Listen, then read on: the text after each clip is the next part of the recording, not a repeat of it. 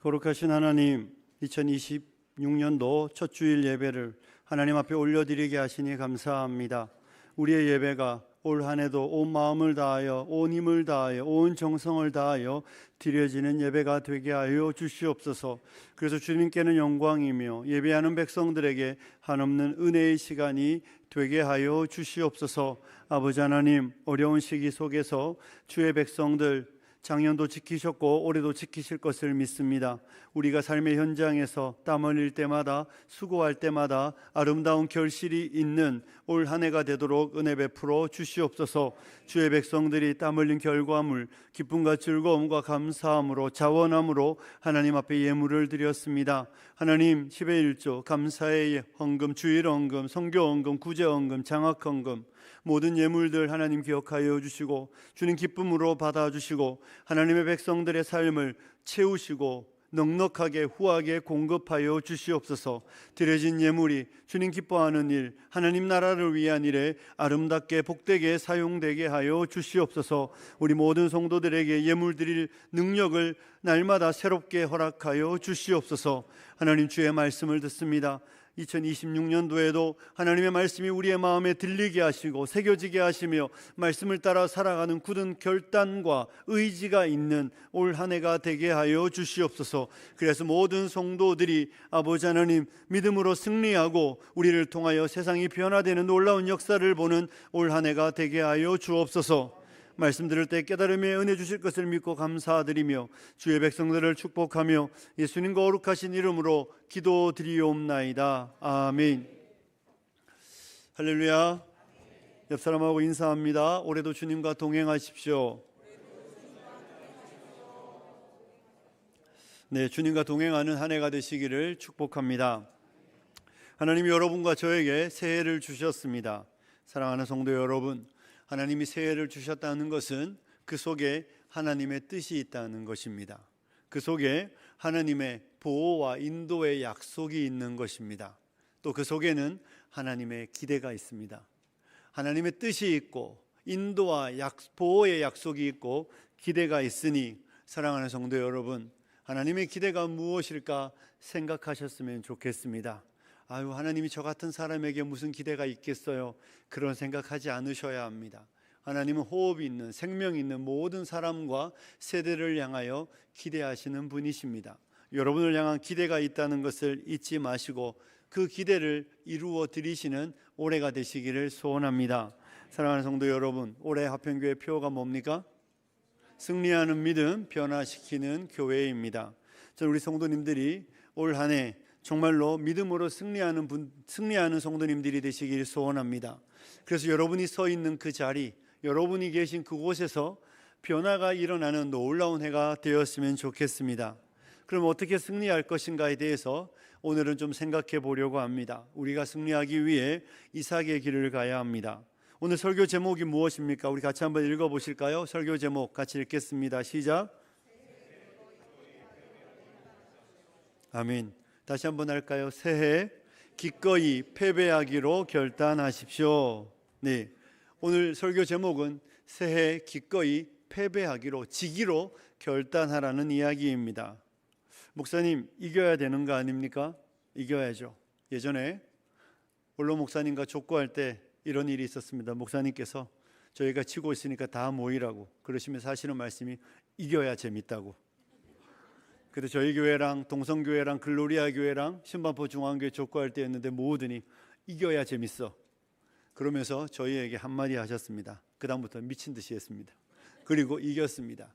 운동은 이기셔도 되고 뭐 저도 상관없습니다. 하지만 믿음의 여정에서는 좀 지셔야 한다는 이야기를 오늘 나누도록 하겠습니다. 우리가 읽은 말씀은 이런 내용이에요. 하나님께서 아브라함의 아들 이삭을 부르시고 그와 함께 하셨습니다. 그런데 이삭이 살던 땅에 흉년이 들었습니다. 26장의 시작이 이렇습니다. 흉년이 들어 먹을 것이 없게 되자 이삭은 거처를 옮기게 되었습니다. 유목생활을 하던 사람들이니까 거처를 어디로 옮겼냐 하면 우리로 말하면 한 인천쯤 옮긴 거예요. 블레셋 땅으로, 해안 도시로 옮겼습니다. 이삭이 옮기며 성경에 기록하지 않지만 이삭의 마음에 이런 생각이 있었을 것입니다. 혹시 이 블레셋 땅에도 흉년이 든다면 그때는 내가 이집트로 내려가야지. 그러니까 이 블레셋 땅은 이집트로 내려가는 시작점이라고 생각하시면 됩니다. 그때 하나님이 꿈에 나타나셔서 야, 너 이 땅에 머물러라. 네가 이 땅에 머무르면 내가 너의 인생에 축복하겠다는 말씀을 주시는 게 26장 전반부에 나옵니다. 하나님의 말씀을 들었던 이삭은 그 땅에 머물렀습니다. 그러자 하나님께서 엄청난 소득을 거두게 하시는 은혜가 임하면서 오늘 본문이 시작되는 것이죠. 이삭이 엄청나게 많은 소득을 얻었습니다. 이삭이 엄청 잘 되자 그 블레셋 사람들 주민들이 이삭을 시기하기 시작했습니다. 그 성경은 그들이 14절에 보면 이삭을 시기했다고 말합니다. 그리고 블레셋 왕 아비멜렉이 와서 우리 지역에서 좀 떠나줬으면 좋겠다. 우리와 함께 있는 것이 당신이 우리보다 강하니 우리를 떠나시라. 이렇게 요청할 만큼 이삭은 엄청난 힘을 갖게 되었습니다. 그리고 그가 그 지역을 옮겨가서 그랄이라는 곳에 머무는데 이제 그랄의 목자들과 함께 이삭의 목자들이 자꾸 충돌이 일어납니다. 여러분, 양을 치려면, 사람이 살려면 물이 필요하잖아요. 이삭이 우물을 팔 때마다 그 지역에 있는 사람들이 와서 이거 우리 거라고 하고 이삭의 사람들과 다툽니다. 그때마다 이삭이 옮겨갑니다.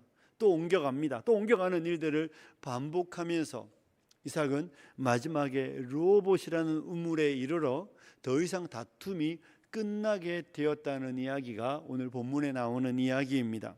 이삭은 그들과 다투지 않고 이삭은 계속해서 자리를 옮기며 그가 노동의 대가로 얻은 것들을 기꺼이 포기했습니다. 사랑하는 성도 여러분, 여러분은 이 이야기가 쉽게 느껴질 수도 있을지 모르지만 이 중동 지방의 우물은 우리나라 예전에 우물도 힘들었지만 두레박을 내려서 펄 정도가 아니라 이 우물이 되게 깊어요. 우물에 계단이 있어요. 한참 내려가야 돼요. 한참 내려가서 물을 길어 올 만큼. 그러니까 우물 하나 판다는 이야기는 뭐 건물 하나 짓는 정도의 수고로움이 들어갈지도 모르는 일입니다. 그러니 엄청난 노동력을 들여야만 우물을 파는데 그 우물을 기꺼이 양보했다는 이야기가 오늘 본문에 나오는 이야기입니다. 오늘 이 본문을 통하여 함께 몇 가지를 생각해 볼 텐데요. 사랑하는 성도 여러분, 이 본문에는 성경이 계속해서 우리에게 주고 있는 한 가지 가르침이 있습니다. 하나님은 그 백성에게 말씀하시고 인도하신다는 것입니다. 사랑하는 성도 여러분, 하나님이 여러분에게 말씀하시는 하나님이시라는 것을 믿으십니까? 하나님이 여러분의 삶을 인도한다는 걸 믿으십니까? 오늘 이 26장이 시작될 때 하나님은 이삭에게 나타나셔 이집트로, 애굽으로 내려가지 말라고 말씀하셨습니다. 그리고 내가 너의 인생을 복 주겠다고 말씀하셨습니다. 그리고 하나님은 그의 인생에 복 주셨습니다. 24절에도 보면 그 밤에 여호와께서 그에게 나타나 이르시되, 이게 뭔 이야기예요? 그 밤에 하나님께서 이삭에게 나타나 말씀하셨다는 것입니다. 우리 하나님께서는 이삭에게 말씀하셨고 이삭의 걸음을 인도하셨습니다. 하나님은 이삭만 인도하시는 분이신가요? 아니잖아요. 하나님은 저와 여러분에게도 말씀하시고 저와 여러분의 삶도 인도하시는 분이심을 믿으시기를 축복합니다. 사랑하는 성도 여러분, 여러분과 저는 믿어야 합니다. 하나님은 말씀하신다. 그리고 하나님은 인도하신다는 것에 대해서 어떤 의심도 없으셔야 합니다. 이 땅을 살아가는 날들 동안 우리는 가끔 조급해집니다. 우리는 가끔 성급해집니다. 여러분, 성급함은 많은 경우 불신앙입니다. 하나님께서 우리에게 말씀하지 않으시는 것 같아요. 이 이야기는 이건 내 뜻대로 결정해야 될 것 같아요. 이렇게 생각하시면 안 됩니다. 사랑하는 성도 여러분, 하나님께서는 반드시 말씀하시고 하나님께서는 반드시 내 걸음을 인도하신다는 이 변하지 않는 진리를 우리는 믿어야 합니다. 그리고 우리는 기다릴 줄 알아야 합니다. 성급해 하시면 안 됩니다. 조급해 하시면 안 됩니다. 하나님께서는 분명히 말씀하신다. 하나님 분명히 내 걸음을 인도하신다. 이삭에게만 그렇게 하시는 것이 아니라 나에게도, 우리 모두에게, 우리 아편교회에 그렇게 말씀하시고 인도하신다는 것을 우리는 믿고 그 하나님을 기다릴 줄 알아야 합니다. 우리 하나님은 선한 목자이시기 때문에 우리 하나님은 우리의 인생을 이끌어 가시는 우리의 내비게이션과 같은 분이잖아요. 우리의 항해의 길에 항해사가 되어주시는 분이십니다. 여러분을 향한 계획이 있고 저를 향한 목적이 있고 뜻이 있습니다. 그러므로 하나님의 인도를 의심하시지 마십시오. 우리의 인생이 남들보다 늦다고 생각할 때 늦은 것이 아닙니다. 남들은 늘 잘 가는 것 같고 나는 말씀하지 않는 것 같다고 생각하시면 안 됩니다. 사랑하는 성도 여러분, 모든 사람을 하나님은 같은 방식으로 대하시지 않습니다. 저를 다루어가는 방식이 다르고 김 목사님을 다루어가는 방식이 다르고 여러분을 대하는 방식이 다릅니다. 저희 집에도 아이들이 3명 있습니다. 아이들을 키우며 생각했던 방식이 있습니다. 우리 첫째는 달래야 합니다. 달래지 않으면 해결되지 않는 아이였습니다. 둘째는 혼내야 합니다. 둘째는 어릴 때부터 그랬습니다. 밤에 자다가 울면 첫째는 안아주고 달래면 겨우 잠들었는데 둘째는 혼내면 야! 자! 이러면 잡니다. 전혀 다릅니다. 둘째는 달래서 되지 않고 그냥 혼내면 또 자는 아이. 그러니 다르잖아요. 저와 여러분이 같겠습니까? 여러분하고 여러분 옆에 있는 사람이 같겠습니까? 다 다른 기질과 다 다른 성향의 사람을 같이 대할 수는 없습니다. 그렇기 때문에 하나님은 우리 모두를 1대1로 만나 1대1로 말씀하시는 하나님이십니다. 그러므로 사랑하는 성도 여러분, 하나님의 말씀이 여러분에게 있고 하나님의 인도가 여러분의 삶에 있다는 사실을 믿고 성급해하지 말고 조급해하지 마시고 올 한 해에도 하나님 안에서 그 선하신 목자 되시는 우리의 항해사가 되시는 그분을 믿고 그분의 말씀을 따라 그분의 인도를 따라 승리하시는 여러분들이 되시길 소원합니다. 여러분 보십시오. 이삭이 이제 하나님의 말씀을 따라 블레셋 땅에 머무르고 있습니다. 그리고 하나님께서 엄청난 부를 주셨습니다. 12절과 13절에 보면 이삭이 그 땅에서 농사하여 그 해에 100배나 얻었고 여호와께서 복을 주심으로 그 사람이 창대하고 왕성하여 마침내 거부가 되어 이렇게 말하고 있습니다. 여기까지는 참 좋습니다. 그런데 그의 삶에 도전이 있습니다. 14절에 양과 소가 떼를 이루고 종이 심이 많으므로 블레셋 사람들이 그를 뭐 했습니까? 시기하여. 그렇죠. 이게 지극히 정상적인 사람들의 반응입니다. 사촌이 땅을 사면 배가 아파야지요. 옆집 애가 대학을 잘 가면 우리 애는 그날 구박을 받아야지요. 이것이 사람의 마음입니다. 이삭이 부유해지자 블레셋 사람들이 그를 시기하고 블레셋 왕이 찾아와서 이곳을 떠났으면 좋겠다는 요청을 할 만큼 이삭은 그 부유함으로 인하여 어려움이 찾아왔던 것을 보게 되는 것입니다. 사랑하는 성도 여러분, 그래서 이삭은 어쩔 수 없이 옮겨야 되는 일이 있었습니다. 그런데 옮기면 가만히 내버려 두면 좋은데 생명의 근원인 물을 얻으려고 노력할 때마다 그들이 또 괴롭히기 시작하는 겁니다. 우리 거야, 내 거야, 이 땅에 우리의 물이니까 너희에게는 자격이 없어. 그러면서 그들이 계속해서 이삭을 괴롭히고 이삭의 삶을 어렵게 만드는 일이 발생한 것을 보게 되는 것입니다. 물이 없는 건 진짜 고통스러운 일이잖아요, 여러분. 그러니 이 이삭에게는 정말 화가 머리끝까지 날 수 있는 상황이었습니다. 여러분과 저는 어떻습니까? 우리가 이 땅을 살아가는 날들 동안 내가 잘못해서 고난받는 건 뭐 말할 이유가 없습니다. 여러분이 죄를 지었고 여러분이 누군가의 것을 빼앗았고 여러분이 누군가에게 시기받을 일, 질투받을 일을 해가지고 시기와 질투와 미움을 받는 건 우리가 다룰 바가 아니고, 오늘 성경이 이야기하는 건 뭡니까? 나는 정직하게 살았는데, 나는 말씀을 따라 살았는데, 나는 누구에게도 해를 가하지 않고 살아가고 있는데, 그런데 직장에서, 가정에서, 이웃과의 관계 속에서, 형제들과의 관계 속에서 나를 시기하는 사람이 생기고 나를 괴롭히는 사람이 있을 수 있다는 것입니다. 반드시 있지요. 그런 문제가 우리에게 나타나는 것이죠. 이삭에게도 똑같은 것입니다. 이삭은 그냥 열심히 농사 지은 것뿐입니다. 이삭은 열심히 우물을 팠던 것뿐입니다. 이삭은 그냥 최선을 다해 그의 삶을 살아가고 있는데 그의 최선이 좋은 성과를 얻게 되자 시기를 당하게 되고 미움을 당하게 되고 고난과 괴로움과 박해와 핍박을 받게 되는 것을 성경은 우리에게 가르쳐주고 있습니다. 저와 여러분의 인생 속에 이런 어려움이 있을 때, 이런 문제가 있을 때 여러분은 어떻게 대처하십니까? 이삭은 어떻게 대처하고 있습니까? 이삭은 그들과 다투지 않습니다. 이삭은 그들과 싸우지 않습니다. 여러분, 이삭은 양보하고 있습니다. 그럼 누군가가 이렇게 물을 수 있지요. 목사님, 이삭이 힘이 없어서 양보한 거 아닌가요? 이삭이 능력이 없어서 그 블레셋 사람들과의 다툼 속에서 그가 이기지 못하니까 한 거 아닌가요? 이렇게 생각할 수도 있습니다. 하지만 우리가 성경을 읽어보고 성경에 따라 유추해 보면 그렇지는 않습니다.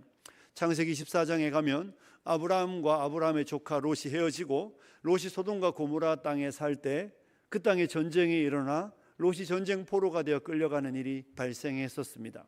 그때 아브라함이 그 왕들과의 싸움에서 이 소돔과 고모라 성이 졌는데도 불구하고 아브라함은 집에서 길리운 318명과 함께 요단강 저 갈릴리 호수 북쪽까지 올라가 그들을 추격하여 야간에 습격하여 롯을 구하는 장면이 있었습니다. 여러분, 왕들과의 전쟁이었습니다. 왕들 동맹군이 와서 싸워 이긴 전쟁인데 아브라함이 그 전쟁에 참전하여 승리했다. 여러분, 이 이야기가 뭘 가르쳐 줍니까? 아브라함이 평범한 사람이 아니에요. 아브라함은 이미 큰 집단을 이루고 있는 힘 있는 족장이었습니다. 그리고 그의 대를 이어 그의 아들 이삭입니다. 그러니 아브라함의 모든 부를 물려받은 사람입니다. 그러므로 이삭은 절대로 힘없거나 약한 사람이 아니에요. 오늘 본문을 보십시오. 본문에 보면 16절에 보면 아비멜렉이 이삭에게 이르되 내가 우리보다 크고 강한즉 우리를 떠나라고 할 정도였습니다. 그러니 이삭은 힘이 있었습니다. 그러니 이 목자들, 우물을 뺏는 사람들 충분히 이길 수 있습니다. 그런데 이삭은 힘이 있다고 그 힘으로 그들을 이기지 않는다는 것입니다. 사람들은 힘 있으면 이기잖아요. 힘이 없으면 어쩔 수 없이 질 수밖에 없는데 오늘 아침 뉴스 보셨습니까? 우리 트럼프 대통령이 베네수엘라 대통령 부부를 생포했대요. 그 나라에 들어가서 부부를 생포합니다. 힘이 있으면 이렇게 이겨요. 힘 없으면 또 이렇게 져요. 베네수엘라만 오지 말고 북한에도 와서 좀 잡아가지. 그러면 우리도 기도하는 것처럼 새로운 시대를 맞이할 수 있을 텐데, 힘이 있는 사람은 굳이 어렵게 해결하지 않을 수 있어요. 그런데 힘이 있는 이삭이었는데 힘 없는 자처럼 반응한다는 것이 성경을 통해 우리가 배우는 진리입니다. 그가 힘이 있어서 그의 힘으로 전쟁하고 그의 힘으로 싸우고 그의 힘으로 그들을 이길 수 있었습니다. 하지만 이삭은 그 방법을 선택하지 않습니다. 그는 양보하고 있습니다. 또 우물을 파야 되는 그 엄청난 노동력과 수고로움을 감당하고 있습니다. 그는 손해를 보고 있습니다. 그는 손해보는 방식으로 이 문제를 해결해 가고 있는 것이죠. 이것이 오늘 성경이 우리에게 가르쳐주는 방식입니다. 여러분, 우리 예수님을 생각해 보십시오. 우리 예수님은 누구십니까?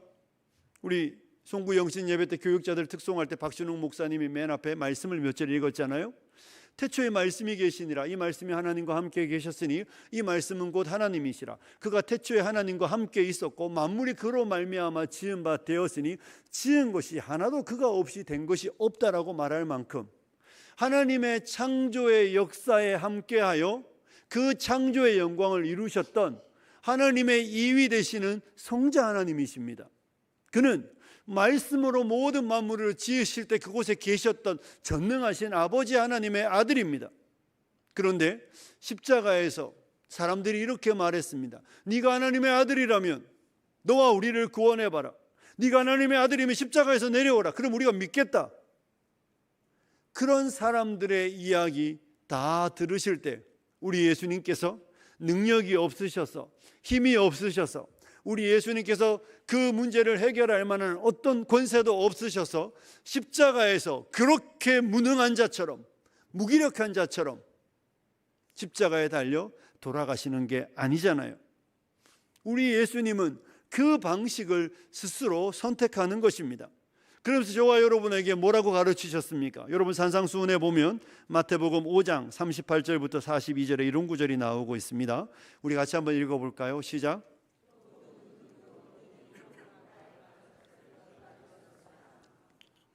나는 너희에게 이르노니 대적하지 말라. 누구든지 내 오른편 뺨을 치거든 왼편도 돌려대며 또 너를 고발하여 속옷을 가지고자 하는 자에게 겉옷까지도 가지게 하며 또 누구든지 너로 억지로 오리를 가게 하거든 그 사람과 심리를 동행하고 내게 구하는 자에게 주며 내게 꾸고자 하는 자에게 거절하지 말라. 아멘. 예수님의 가르침은 너무 분명하죠.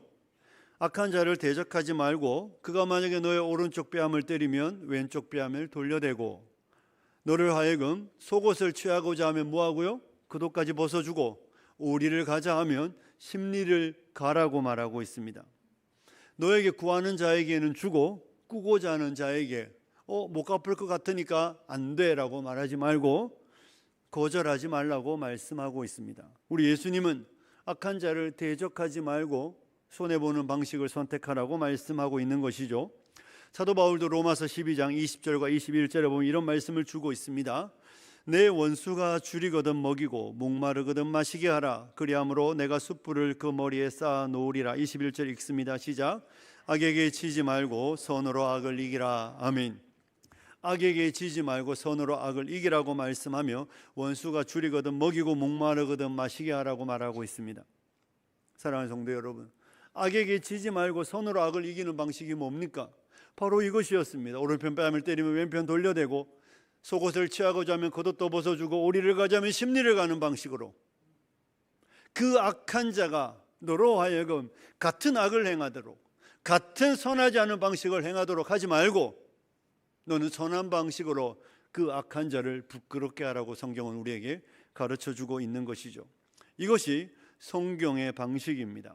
이것이 성도가 세상을 이겨내는 방식임을 성경은 우리에게 가르쳐주고 있죠.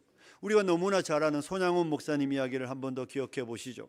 1948년 여순 사건이 있었을 때에 손양훈 목사님은 두 아들 동인과 동신을 잃었습니다.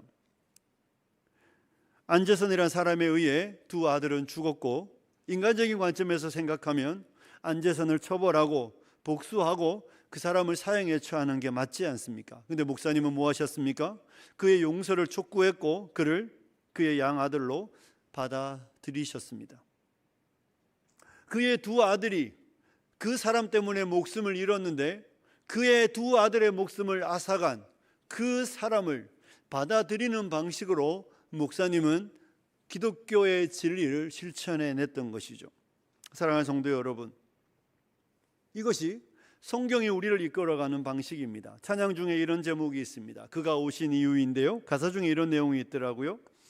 이 세상 가장 아름다운 순종의 눈물, 온 세상 다시 빛나게 한 생명의 눈물, 그가 이 땅에 오신 이유, 죽어야 살게 되고 져야만 승리하는 놀랍고 영원한 신비. 그의 눈물과 그의 순종과 그의 생명을 내어놓는 이유는, 그가 이 땅에 오신 이유는 죽어야 살기 때문입니다.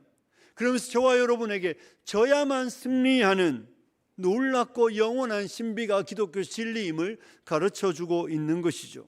사랑하는 성도 여러분, 성도는 져서 이기는 방식으로 살아가도록 부름을 받았습니다. 할 수 없어서 못하기 때문에 안 하는 게 아니에요.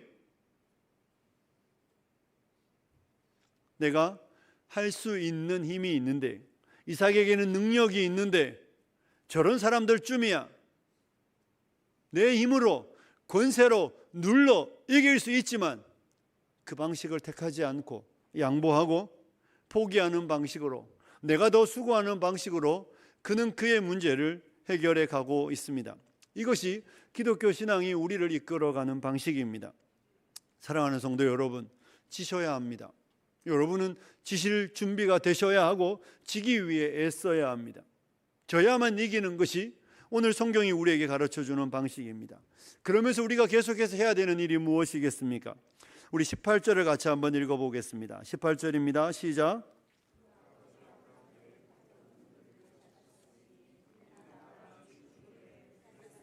그 우물들을 메웠음이라. 이삭이 그 우물들의 이름을 그의 아버지가 부르던 이름으로 불렀더라. 아멘. 이삭은 아브라함이 죽은 후에 블레셋 사람들이 묻어버렸던 그 우물을 다시 파기 시작합니다. 이삭은 아버지가 얻었던 그 우물 자리를 기억하고 알고 있습니다.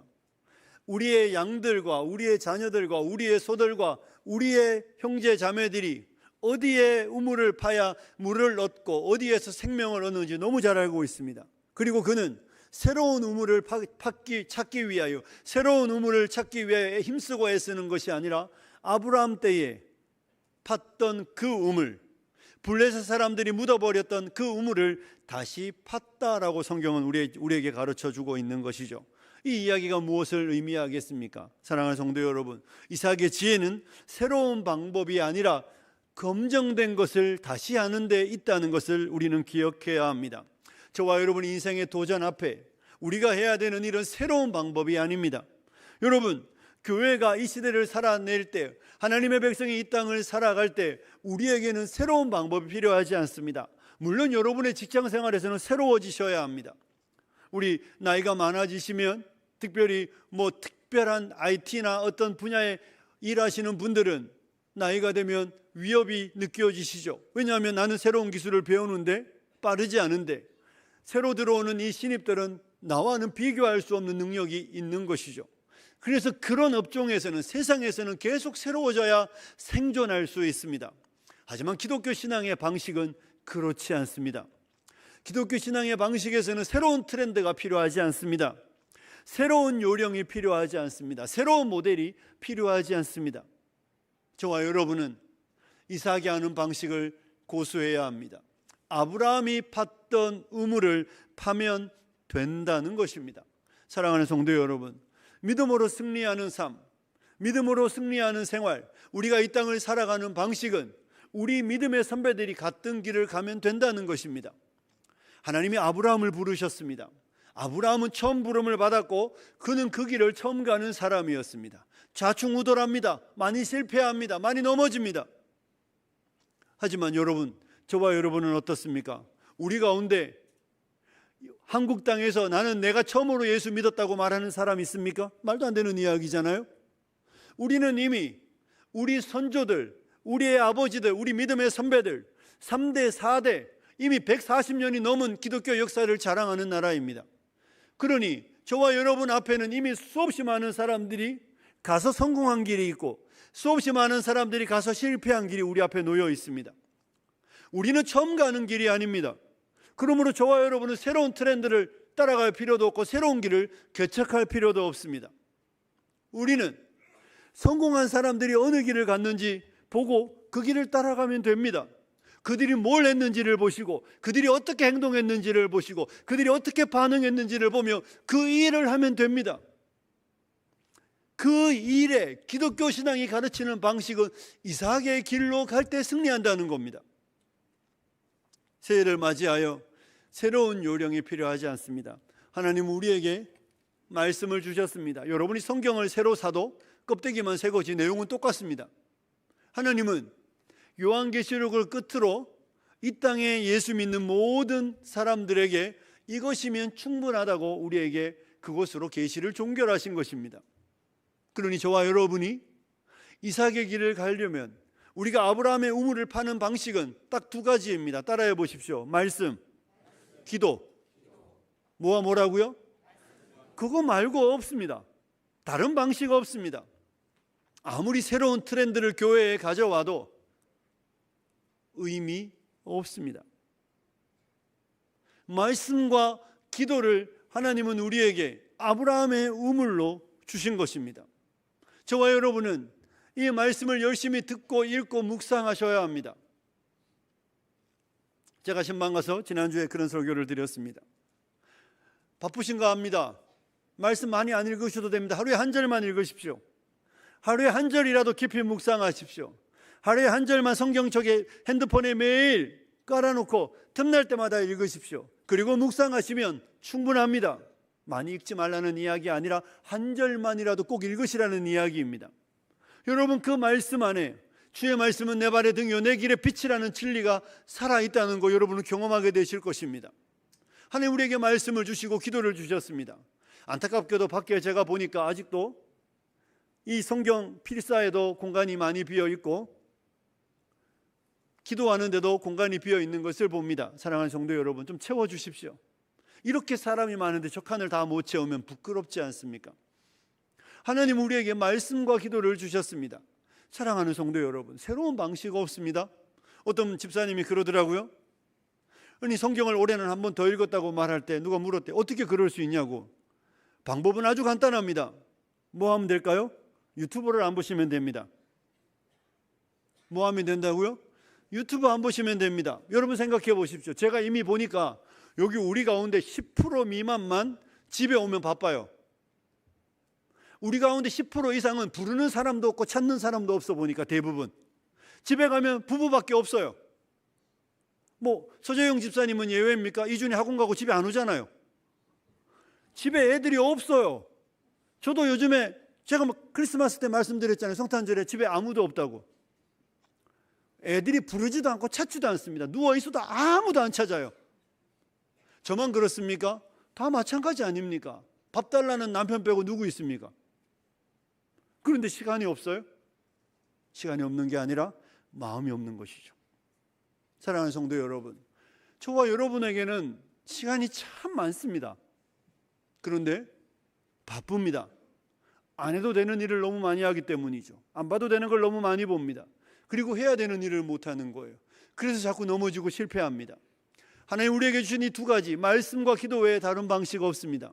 저는 화평교회가 여기서 더 나갈지 못 나갈지 이미 알아요. 여러분의 기도가 살아나느냐 안 살아나느냐입니다. 우리 주요 직원들은 금요기도에 좀 오셔야죠. 제가 뭐 새벽기도 나오라고 합니까? 새벽기도에 50세 이하가 한 명도 없습니다. 새벽기도까지 강조하지 않겠습니다. 금요기도에는 나오십시오.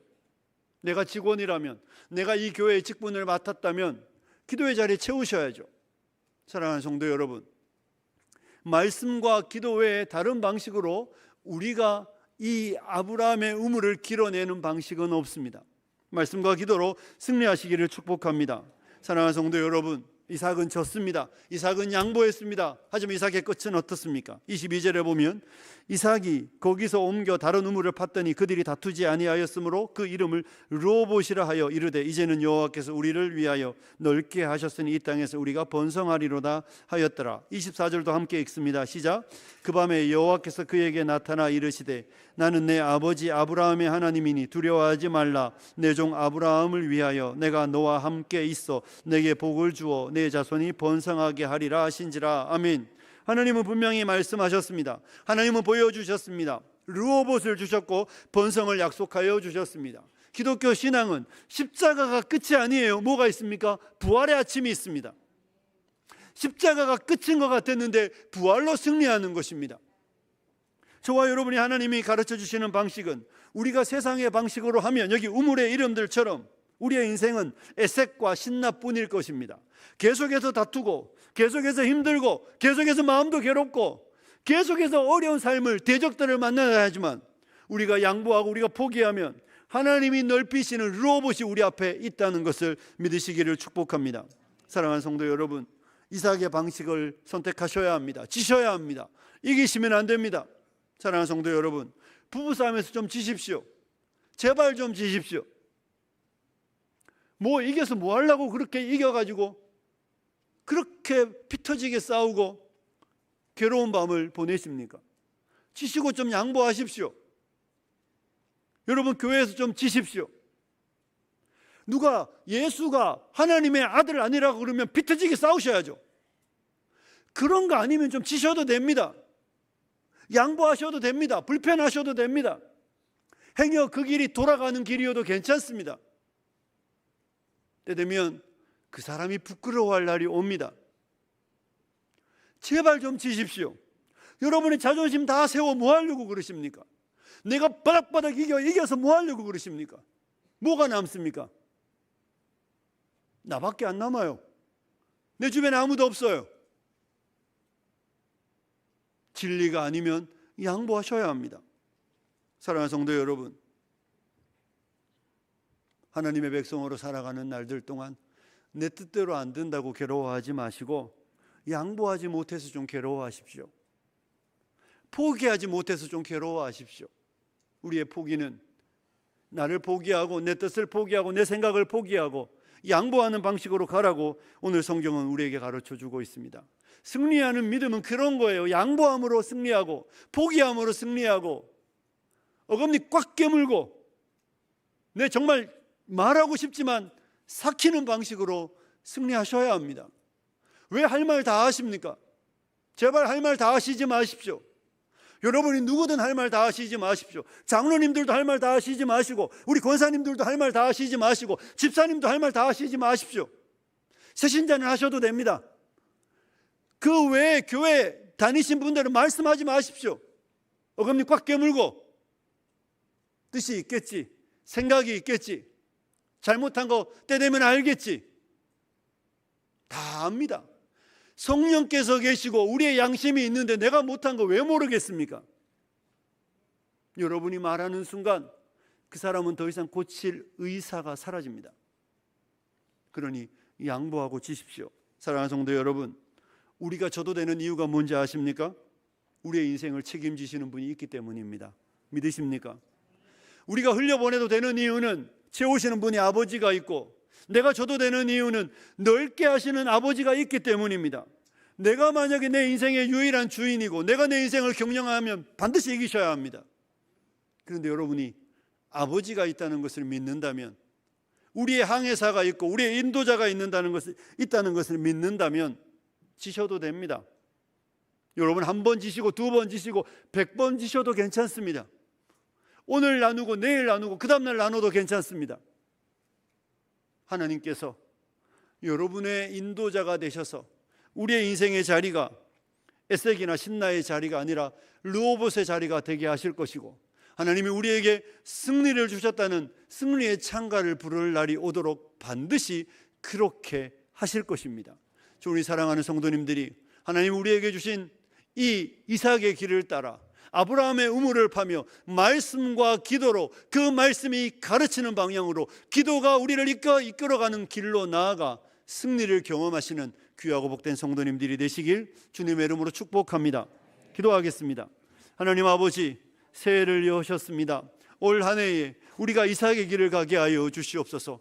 아버지 하나님, 이기는 자가 아니라 지기로 뜻을 정하고 패배하기로 다짐하고 2026년도 부부싸움에서도 지고 교회에서도 지고 모든 자리에서 내 생각을 내려놓고 형제의 생각을 존중하며 남편의 생각을, 아내의 생각을 존중함으로 우리의 삶이 승리하는 2026년이 되게 하여 주시옵소서. 하나님, 우리에게 승리를 약속하여 주셨으니 우리가 이삭의 길을 따라감으로 우리의 삶이 승리하는 그 놀라운 현장이 되게 하여 주옵소서. 예수님 거룩하신 이름으로 기도드리옵나이다. 아멘.